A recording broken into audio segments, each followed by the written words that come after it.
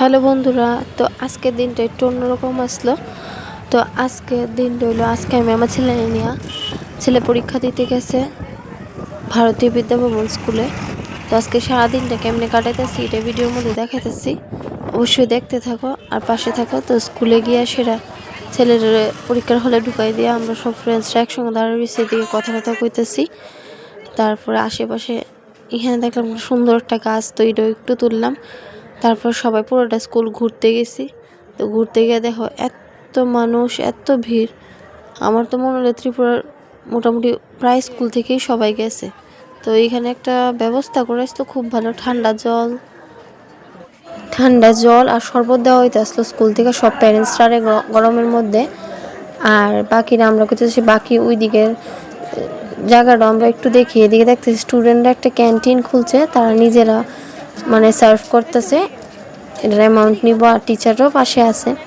তো ওই দিকে গিয়ে একটু ঘুরতে আসলাম। ঘুরতে ঘুরতে তারপর সুন্দর একটা বাগান পাইলাম, মানে গার্ডেন। গার্ডেনের ফুলটি এত সুন্দর আর সব জায়গা পুরো স্কুল পুরো ক্লিন আসলো। এটা নার্সারি সেশনটা হইব। ফুলটি আমার খুব ভালো লাগছে, তার লেগে আমি একটু তুললাম।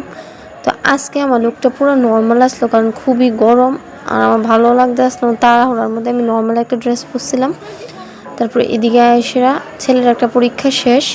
তারপর আমি হেরে খুঁজতেছি যে রুম কোনটা। এত বড় স্কুল যে আমি রুম নাম্বারই খুঁজে পাইতেছি না।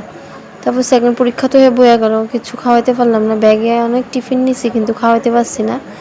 এটা খুব খারাপ লাগতে আসতো। তখন সবাই এদিক ওদিক দৌড়াইতেছে কিন্তু পাইতে অনেক কষ্ট। তারপর হঠাৎ বৃষ্টি নামছে, তো জায়গা এতই কম, আমরা দুই ফ্রেন্ড এদিকে গাছের নিচে ছাতা নিয়ে দাঁড়া রয়েছে। অ্যাজ ইউজুয়াল এদিকে দেখো যে বৃষ্টি নামছে, সবাই সাইডে দাঁড়াইছে। দেখো অবস্থা, এইভাবে দাঁড়ায় রয়েছে বৃষ্টির মধ্যে ছাতা নিয়ে।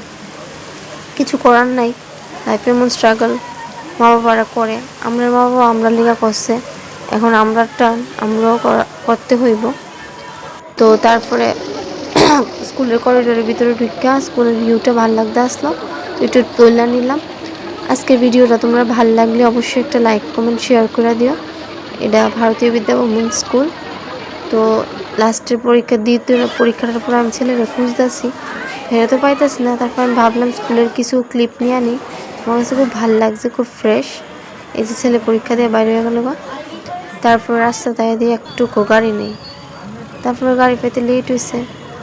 টাটা।